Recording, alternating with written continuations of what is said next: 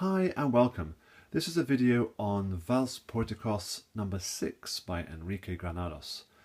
The Vals poéticos is a group of waltzes, obviously. Starts off with a theme, it ends with a theme as well, and in between that there are 7 waltzes, and this is the 6th, which is labelled sentimental in the tempo indication, quasi ad libitum sentimental.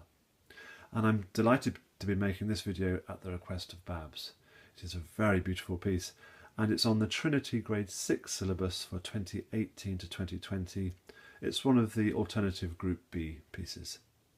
I'm going to perform it first of all, and then we're going to run straight into a tutorial.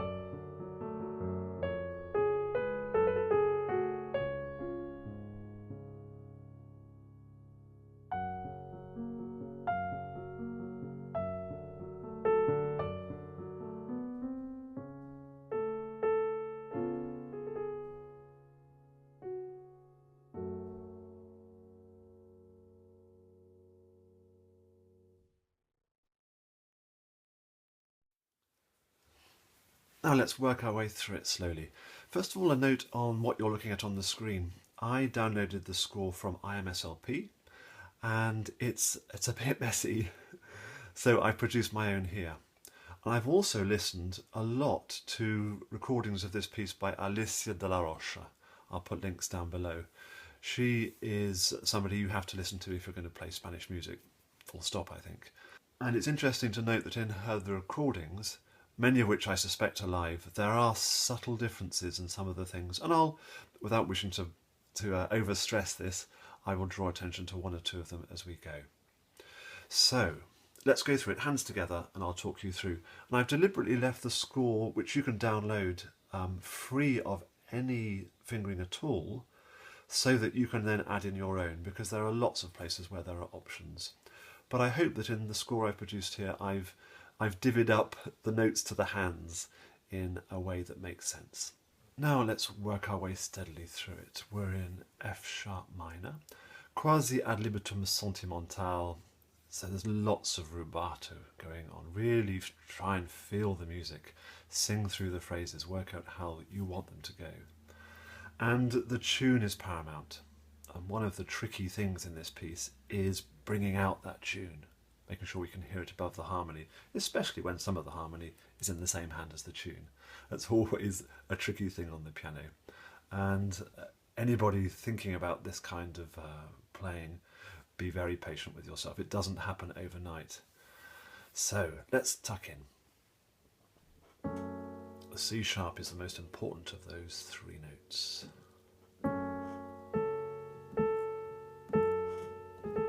And our first decoration, both of those notes are before the beat and then landing together on the second G sharp with the C sharp in the left hand.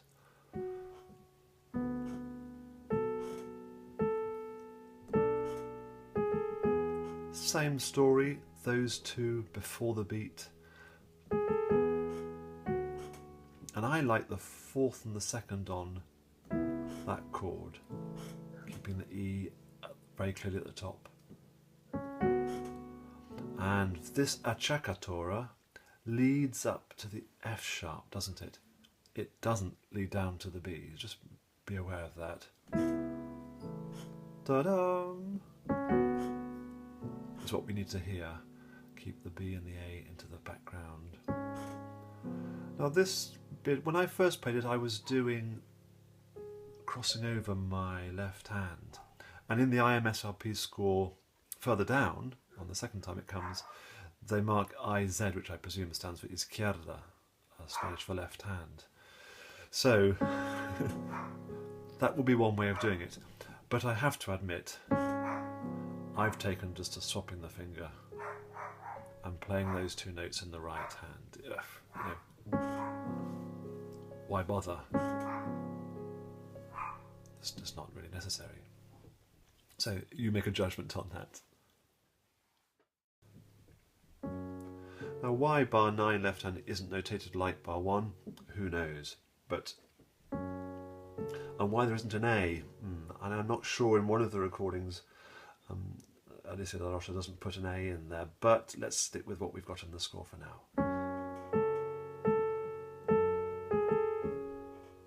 Now that is tricky. We've got a little, those notes to shine through, and we've got an accompaniment, and the hand is in a stretch position there.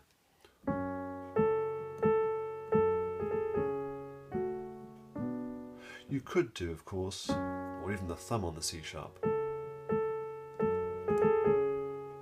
and have the thumb on that C sharp, jumping the thumb. That would alleviate that stretch, wouldn't it? So depending on your hand shape, that may well be a better fingering than what I did. Let's carry on. Oh, this chromatic scale. Now because it's a chromatic scale, I'm changing the pedal every crotchet note at least, so that we're not messy, we don't want that blur. But if I change on each crotchet pulse, change, change, change, and then by the time it's going at concert speed, that will work, I think. So, but bring that line out, and as it says in the score, a bit of a crescendo on it as well.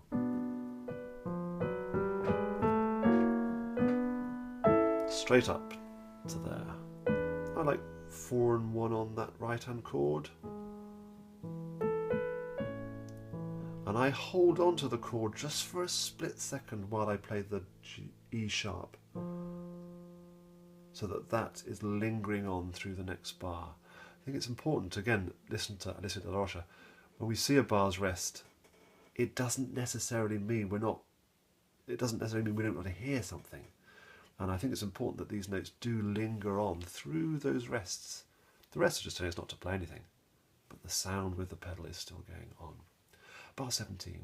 Now this chunk is the same as the beginning, but an octave higher, isn't it?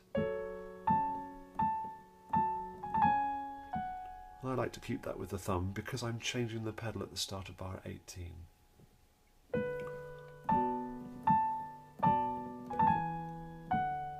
Again, tune shines through there. Appoggiatura to the F sharp, not the B. Swap of finger on the C sharp. Lingering on.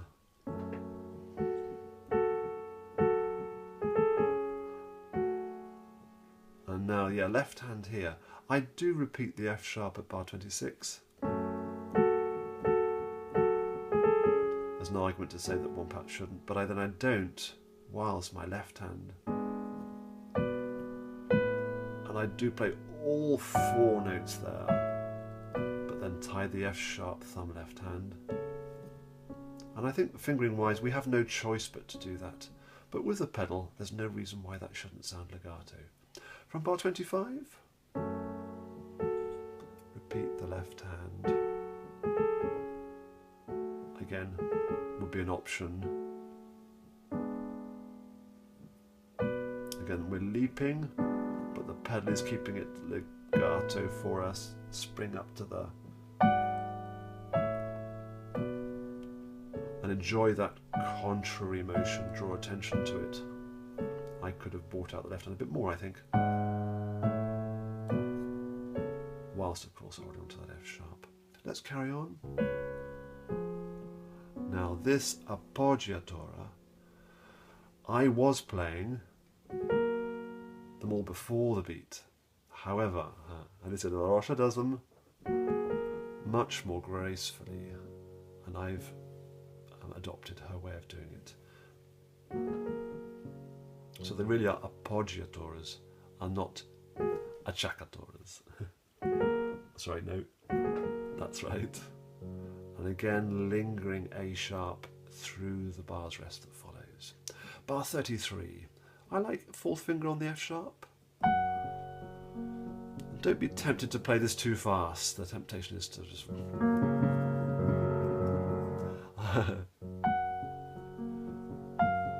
let the left hand guide the speed. Con molta espressione. Big octave leap left hand there.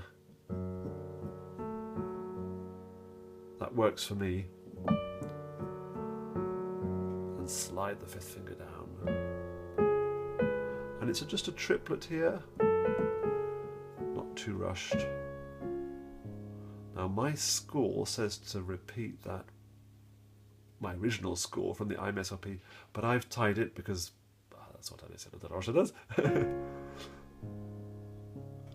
And in one of the recordings she's made, she turns that into a dominant seventh.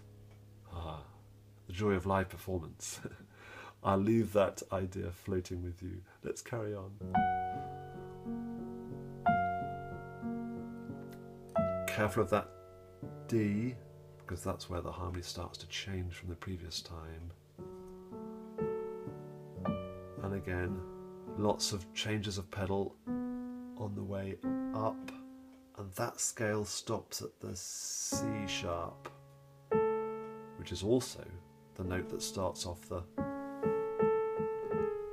final phrase.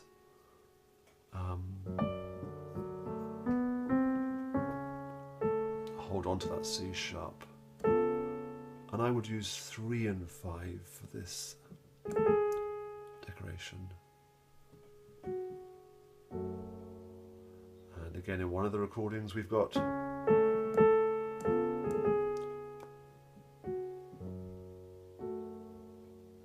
bottom F sharp before. It's a really beautiful piece of music, and I know this group of waltzes quite well. I performed them, and well worth getting hold of the entire set. The sheet music is down below, as is the score just for this one waltz that I've produced here, and do listen to some good recordings of it. Enrique Granados comes recommended, but there will be others as well for you to explore.